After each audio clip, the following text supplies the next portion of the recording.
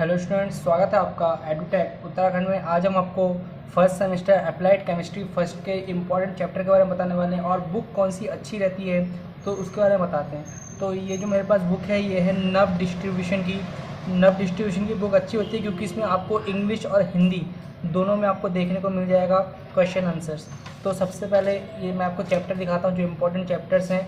यहाँ पे आपको इंग्लिश में मिल जाएंगे सारे नाम और यहाँ पे आपको हिंदी में मिल जाएंगे। तो ये बुक दोनों के लिए है, हिंदी मीडियम वालों के लिए भी, इंग्लिश मीडियम वालों के लिए भी। तो यहाँ से आप देख सकते हैं कि चैप्टर के अंदर कौन कौन से हैं और ये चैप्टर का नाम क्या क्या है। तो मैं आपको हिंदी में समझाता हूँ और कौन कौन से इंपॉर्टेंट चैप्टर है वो मैं आपको बताता हूँ। देखिए, मौलिक धारणाएँ, इसमें आप परमाणु, अणु, धातु, अधातु इन सब के बारे में पढ़ेंगे। तो सबसे पहले मैं आपको इम्पोर्टेंट चैप्टर बता दूँ कि आप जिसमें से पास हो सकते हैं। देखिए, first, second, third in chapter को अगर पढ़ेंगे तो आपका पासिंग मार्क्स आ जाएगा, क्योंकि पासिंग मार्क्स के लिए आपको 13 नंबर चाहिए होते हैं केमिस्ट्री में। फिजिक्स का केमिस्ट्री में आपको 13 नंबर चाहिए होते हैं पास के लिए।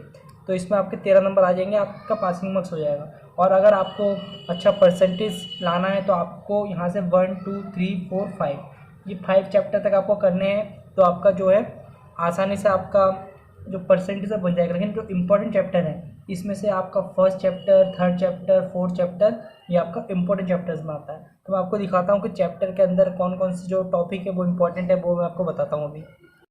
फर्स्ट चैप्टर में सबसे इम्पोर्टेंट जो चीज़ है आपको ठोस, द्रव, गैस इन तीनों के बारे में पूरा पढ़ के जाइए, क्योंकि ये आपका जो मिड टर्म एग्जाम है उसमें पूछा जाता है ज़्यादातर और एग्जाम में भी पूछा जाता है। और मैं आपको दिखाता हूँ कि फर्स्ट चैप्टर में कौन कौन से और इम्पोर्टेंट टॉपिक्स हैं।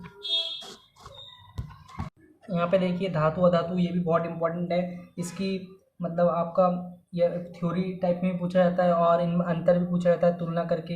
तो आपको दोनों तरीके से याद कर लेंगे आप। अगर ये याद कर लेंगे तुलना तो आपका जो थ्योरी है इसका वो भी आपको याद हो जाएगा। तो मैं आपको और भी दिखाता हूँ। यहाँ पे तत्व यौगिक जो अंतर है, मतलब जैसे तत्व यौगिक में अंतर, धातु अधातु में अंतर, ठोस द्रव गैस में अंतर, ये अंतर पूछे जाते हैं एग्जामों में भी। तो ये बहुत इंपॉर्टेंट होने वाले हैं। यहाँ पे देखिए मिश्रण, देखिए ये भी अंतर आ गया फिर से, मिश्रण और यौगिक में अंतर। ये अंतर बहुत है इसमें, तो आपको ये याद करके जाना है। तो और एक एक नंबर की बात करूँ तो आपको आपसे पूछ सकता है परमाणु क्या होता है, अणु क्या होता है। तो ये आपसे एक एक नंबर में पूछ सकते हैं। मैं आपको और भी दिखा रहा हूँ इंपॉर्टेंट चीज़ें यहाँ पे जो पूछी जाती है एग्जामों में।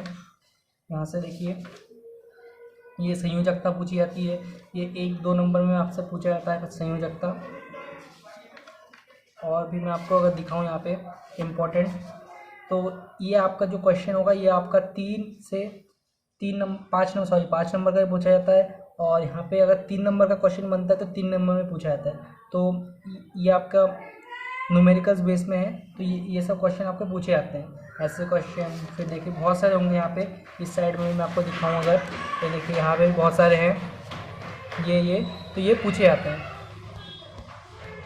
तो अब सेकंड चैप्टर की बात करूँ तो मोस्ट इम्पॉर्टेंट टॉपिक जो है ये आबवाव नियम है। ये हर साल पूछा जाता है। आप बहुत सारे पेपर उठा लीजिए, आप पेपर में देखेंगे कि ज़्यादातर पेपरों में आबवाव का नियम जरूर पूछा गया है। और ये आबवाव नियम पिछले साल भी आया है एग्ज़ाम में। तो और भी इम्पोर्टेंट सेकंड चैप्टर भी बहुत इंपॉर्टेंट वाला है। यहाँ पे देखिए मेंडलीव का नियम, ये आपका 1 नंबर में पूछा जाता है और आपका 3 नंबर में पूछा जाता है। तो ये कभी कभी अगर बड़ा करके पूछ ले तो ये 3 नंबर में पूछा जाता है, जिसमें आपका मूल दावा सड़ने का मुख्य लक्षण भी पूछा जाता है इसके साथ में। और अगर 1 नंबर पूछा जाएगा तो सिर्फ आपका मेंडलीव का आवर्त नियम पूछा जाएगा। तो ये इम्पॉर्टेंट है। मैं आपको और यहाँ पे दिखाऊँ इम्पॉर्टेंट टॉपिक्स की बात करूँ तो यहाँ पे और भी जो थ्योरीज हैं वो यहाँ पे पूछी जाती है, क्योंकि केमिस्ट्री में ज़्यादा थ्योरी पूछी जाती है, न्यूमेरिकल्स थोड़े कम ही पूछे जाते हैं। यहाँ पे देखिए हाइड्रोजन बंध, ये आपका जो प्रैक्टिकल्स होंगे उसमें एग्जामिनर पूछते हैं हाइड्रोजन बंध के बारे में और एग्जाम में भी आता है। तो हाइड्रोजन बंध बहुत इंपॉर्टेंट होने वाला है आपके लिए। तो हाइड्रोजन बंध आप जरूर याद कीजिएगा क्योंकि आपको प्रैक्टिकल में भी काम आएगा। जब एग्जामिनर आएंगे तो इसमें से पूछते हैं। तो ये चैप्टर यहाँ पे भी खत्म होता है। यहाँ पे देखिए वैद्युत संयोजक यौगिक, सहसंयोजक यौगिक ये भी पूछा जाता है। देखिए हाइड्रोजन बंध किसे कहते हैं, वे कितने प्रकार के होते हैं, ये जरूर पूछा जाता है एग्जाम में। ये इंपॉर्टेंट क्वेश्चन है इस चैप्टर का। देखिए हाइड्रोजन बंध, मतलब हाइड्रोजन बंध से रिलेटेड क्वेश्चन आपसे पूछे जाते हैं। और ये तो पूछे जाते हैं इलेक्ट्रॉन, प्रोटॉन, न्यूट्रॉन किसे कहते हैं, ये तो एक एक नंबर में आपसे पूछा जाता है। और ये कभी कभार आ जाते हैं 3 नंबर में। तो ये बहुत ही ईजी होते हैं करना। तो आपने अगर 10th किया है तब भी आपने ये किए होंगे, अगर आपने 12th करना है तब भी आपने ये किए होंगे। तो ये 3 नंबर पूछा जाते हैं, बहुत ही ईजी होते हैं करना। तो ये आप आराम से कर सकते हैं।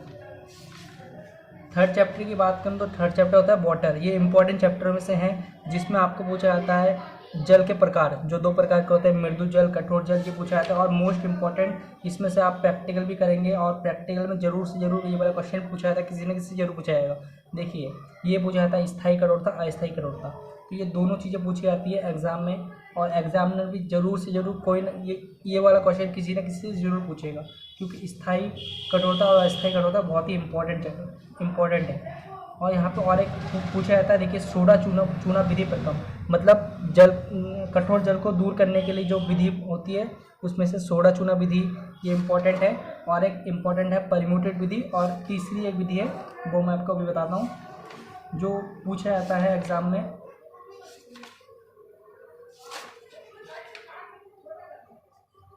मैं आपको ये बताता हूँ यहाँ पे आयनन विधि एंड कैल्गन विधि। तो ये इंपॉर्टेंट विधि है जो पूछे जाते हैं एग्जाम में, और एग्जाम में भी पूछते हैं कि किन किन विधियों से कर सकते हैं। तो 4 विधि हैं, उनमें से आप कर सकते हैं दूर। तो और ये भी पूछे जाते हैं यहाँ से न्यूमेरिकल्स ये बनते हैं, ये पूछे जाते हैं न्यूमेरिकल्स। ये कभी कभार ये बहुत ही ईजी न्यूमेरिकल्स होते हैं, आप जब करेंगे तो आप आसानी से कर पाएंगे इसको। और ये भी आपका 3 नंबर में पूछे जाते हैं, 3 नंबर में आसानी से आप कर सकते हैं, ये बहुत ही ईजी न्यूमेरिकल्स होते हैं। तो केमिस्ट्री में स्कोर करना बहुत ही ज़्यादा आसान होता है। तो और भी पीछे चैप्टर्स हैं 4, 5, 6 जो आपका ज़्यादातर थ्योरी बेस पे है, तो आप आसानी से उसको याद कर सकते हैं और आसानी से आप इसमें जो नंबर है वो ला सकते हैं, क्योंकि केमिस्ट्री में ज़्यादातर जो है इम्पोर्टेंट आपका थ्योरी है, तो आसानी से आपका जो नंबर है वो आ सकता है। और एक मैं आपको इम्पोर्टेंट चीज़ दिखाता हूँ, ये जो मोस्ट इम्पॉर्टेंट क्वेश्चन की अगर बात करूँ तो EDTA विधि, ये बहुत ही ज़्यादा इंपॉर्टेंट विधि है जो मैं आपको बताने वाला था। ये बहुत ज़्यादा इंपॉर्टेंट है EDTA विधि, तो ये जरूर से जरूर पूछा था। और एग्जामिनर 100 आउट ऑफ 100% ये आप करेंगे भी, इसका प्रैक्टिकल भी करेंगे आप, और ये पूछता भी है एग्जामिनर EDTA विधि, इसका प्रैक्टिकल भी करेंगे अपने कॉलेजों में। तो ये इंपॉर्टेंट होने वाला है EDTA विधि, इसको आप जरूर से जरूर याद करके जाइएगा। आप तो EDTA विधि पूछेगा, कोई ना कोई विधि तो जरूर पूछेगा एग्जाम में, क्योंकि एग्जाम में जो वाटर चैप्टर से कोई ना कोई विधि जरूर पूछा जाता है, हर साल पूछा जाता है। आप चाहे तो पेपर आप देख सकते हैं पिछले साल का, और मैं अपने टेलीग्राम चैनल में डाल दूंगा। आने वाले समय में धीरे धीरे पेपर डालते रहूँगा। अगर आपको वीडियो पसंद है तो प्लीज़ चैनल को सब्सक्राइब करके वीडियो को लाइक कर दीजिए, अपने दोस्तों के शेयर कीजिए। Thank you for watching this video.